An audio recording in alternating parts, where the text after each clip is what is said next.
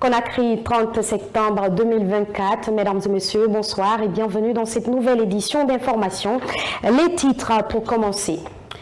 Les soutiens se multiplient à l'endroit de l'actuel président de la transition guinéenne, le général de corps d'armée Mamadi Doumbouya.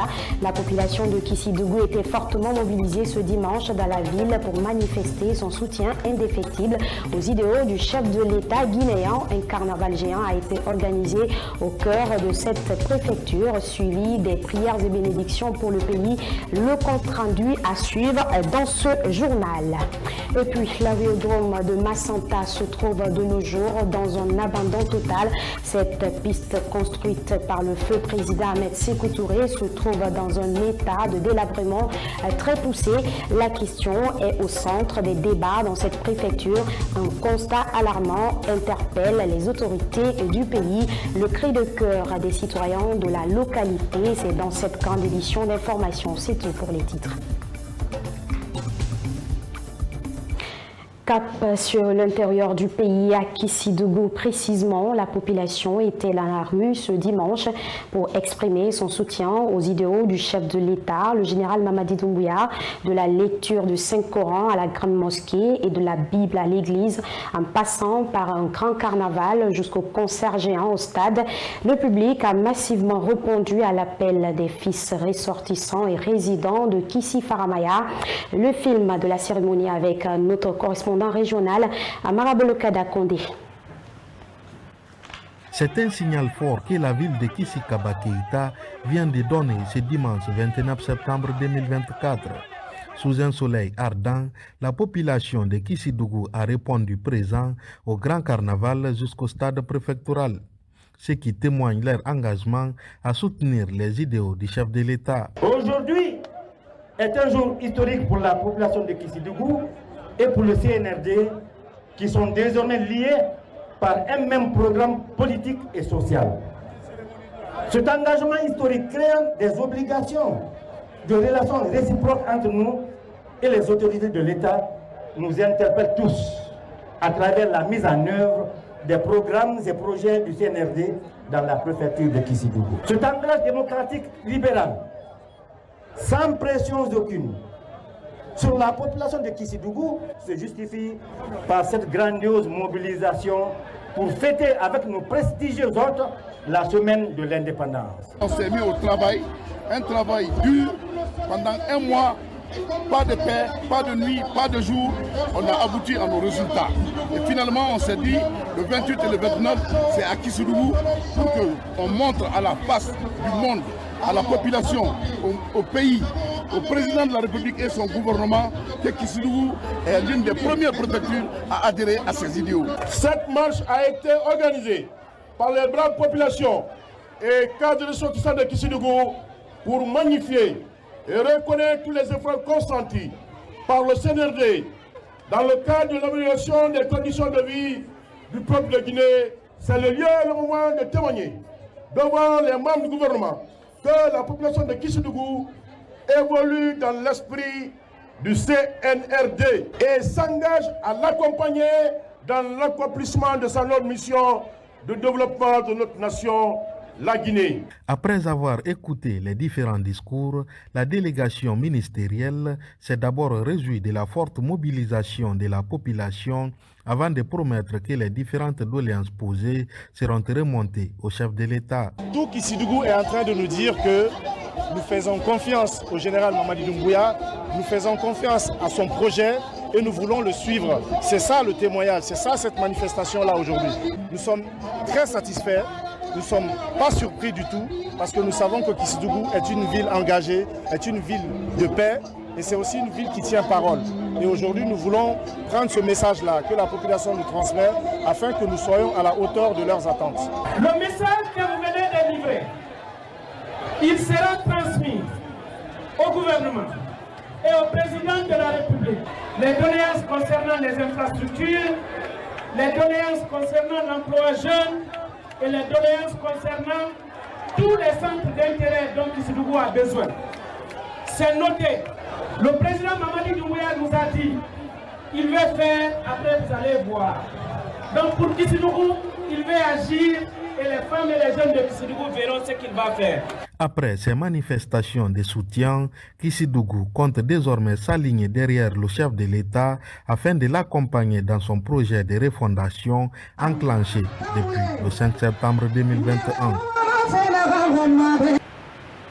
Restons à l'intérieur du pays. L'aérodrome de Massanta se trouve aujourd'hui complètement abandonné sous l'œil des autorités guinéennes depuis la mort du président Ahmed Sékou Touré. Cette piste qui était d'une importance capitale est en état de disparition. Vous entendrez le cri de cœur de quelques citoyens de Massanta dans cet élément signé Fatoumata Raousaleno et Mafata Traoré. L'aérodrome de Massanta est dans un état d'abandon total depuis le décès du feu président Ahmed Sékou Touré. Une situation que déplore ce citoyen. Il lance un appel à l'endroit du gouvernement. C'est la piste depuis le temps du feu président Ahmed Sékou Touré. Ils ont une fois envoyé des petits avions ici. Mais à vrai dire, depuis le temps de Sékou, aucun moyen de transport n'a atterri ici. La piste n'a pas de problème. Mais aujourd'hui, c'est les voitures qui y roulent, puisqu'il n'y a plus d'avions qui descendent. Même cri de cœur chez le gardien du dit aérodrome.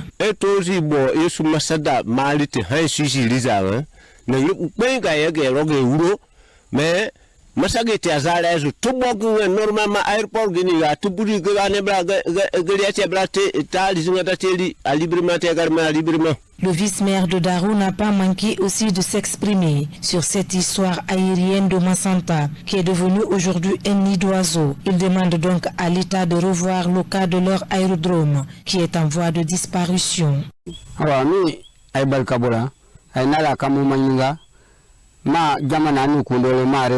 Aujourd'hui, il n'y a rien dans notre aérodrome, rien du tout.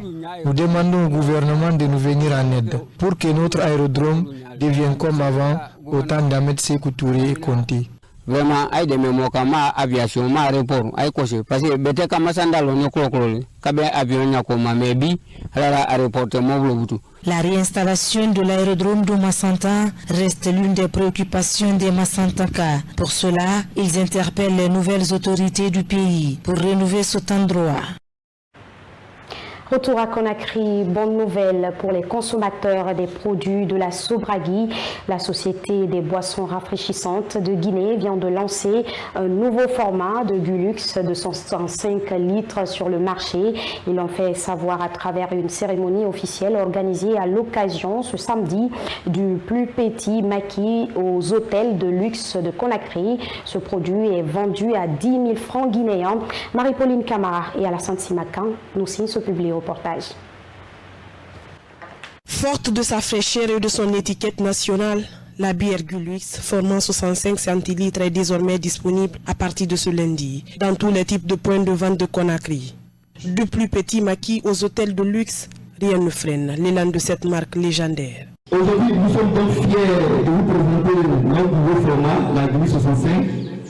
Ce format plus généreux vient enrichir notre gamme et répondre aux attentes de nos clients qui recherchent une plus grande quantité de leur bière préférée à Gulux à un prix très abordable de 10 000. Le prix dans les points de vente détail de la Gulux 65, c'est bel et bien 10 000. Consommée en guise de fierté nationale depuis plus de 30 ans et adorée par tout type de consommateurs, la bière de Gulux est restée la bière du peuple. Nous sommes convaincus que cette nouvelle offre aura un impact significatif sur la croissance de nos volumes, contribuant ainsi donc à développer le marché de la bière en Guinée. Nous avons choisi de lancer donc cette bière, ce nouveau format, en conjonction avec la fête de l'indépendance du 2 octobre, jusque cette campagne met en avant l'indépendance de notre pays, qui est une journée particulièrement importante et très significative pour tous les Guinéens et pour tous ceux qui vivent en Guinée. Nous espérons donc que ce lancement contribuera à renforcer la joie du peuple guinéen et à maintenir cette fierté que nous avons de notre pays, la Guinée. Ce format plus généreux vient rafraîchir les autres produits de la Sobragui. C'est pourquoi le chef de service Canal Mix n'a pas manqué de prodiguer des conseils aux partenaires. Nous voulons une bière de qualité, on a répondu, maintenant nous répondons le grand format. Donc bonne vente à tout le monde et même saveur, même qualité, juste une petite différence de prix où le consommateur gagne. Donc bonne vente à tout le monde et tout le monde ici présent devient l'ambassadeur aussi de ce produit. Parce que quand je dis ambassadeur, tous ceux qui sont présents ici, personne n'accepterait d'acheter la bouteille à 12 000, à 15 000. C'est 10 000. Donc le message doit partir à tous les niveaux. Il est à rappeler que la marque Gulux est également reconnue sur le plan international. Elle a été récompensée 2 fois au concours de Monde Sélection, une entreprise de notation des bières et boissons non alcoolisées en Belgique, tout en obtenant une médaille de bronze en 2022 et une médaille d'argent en 2020. Sport à présent, démarrage ce week-end à Conakry au stade Petit Sori de Nongo de la 2e édition de la Coupe nationale. Cette édition porte le nom du chef de l'État guinéen, le général Mamadi Doumbouya. Pour ce match d'ouverture, l'association des mineurs de Sangaredi a battu Alustar de Fria sur le score d'1-0. Moumedi Siagasouma pour plus de détails. Les hostilités sont désormais lancées ce week-end pour la 2e édition de la Coupe nationale de Guinée. Pour ce baptême de feu, l'AS Milan de Sangaredi défiait Alustar de Fria au stade Petit Sori de Nongo. Dès le coup d'envoi, les deux équipes ont montré de l'envie et de la détermination. Le jeu équilibré, les occasions moyennes et le score est resté vierge, 0 but partout jusqu'à la pause. C'est le football. Perdre le match aujourd'hui ne veut pas dire qu'on est éliminé dans la compétition. C'est un match aller-retour. Donc on compte gagner le match retour, Inch'Allah, nous allons qualifier, Inch'Allah. Aujourd'hui, on a joué sans effectif complet, mais on ne peut pas dire ça au public sportif. Le football, le meilleur gagne toujours. Aujourd'hui, ils ont gagné. Ils sont les meilleurs. Le match prochain, on fera tout pour gagner le match retour. Cette année, la compétition porte le nom du chef de l'État, le général du corps d'armée Mamadi Doumbouya. 28 clubs de Ligue 1 et 2 cherchent le titre de cette édition. À la loge officielle, plusieurs autorités du pays pour donner la couleur à cet événement qui vient mettre l'accent sur le début des festivités du 2 octobre, fête de l'indépendance du pays. Nous lançons cette coupe et le championnat qui va venir sous le signe de la mobilisation dans les stades. Nous avons des stars, nous avons des arbitres, nous avons des commissaires de match, nous avons des entraîneurs, nous avons des présidents de clubs et nous avons un championnat de haut niveau. Alors ce qui manque, c'est le public dans nos stades. Et cette fois-ci, le ministère s'engage avec la Fédération guinéenne de football et la Ligue professionnelle de football, même aussi avec le gouvernement pour que les stades soient remplis. Parce que 2025, nous aurons 2 grands stades. Et comment remplir les stades? Il faut commencer maintenant. C'est pour ça, c'est une édition importante. C'est un test que nous avons et vous avez vu l'ensemble des cadres du ministère ici et vous avez vu l'ensemble de ces dames. Maintenant, spécifiquement, le président de la République a dédié le 2 octobre. Les matchs de cette compétition se joueront dans les différentes zones du pays, de Conakry à Kamsar, Kindia et Kankan. Partout, les clubs lutteront pour une place pour la phase finale de cette Coupe nationale. Nous savons que le foot d'élite peut rapporter beaucoup à notre pays. Le tournoi se passe comme ce fut l'année dernière. Les 16e de finale, ce sont des un aller et un retour. Donc les équipes vont se rencontrer 2 fois. Et à partir des 8e de finale, ce sera un coup KO, comme on dit, élimination directe. Il faudrait que ce soit un football qui attire l'attention de tout le monde et qui fasse en sorte que dans les années à venir, qu'on sorte des pépites de notre football. Pour la première édition, c'est l'AS Milan de Sangaredi qui a été sacré championne de Guinée. C'était tout au compte de cette grande édition d'information aimables téléspectateurs fidèles à la télévision Évasion Guinée. Merci à l'équipe dynamique de la rédaction et de la régie télé. Très belle soirée à vous.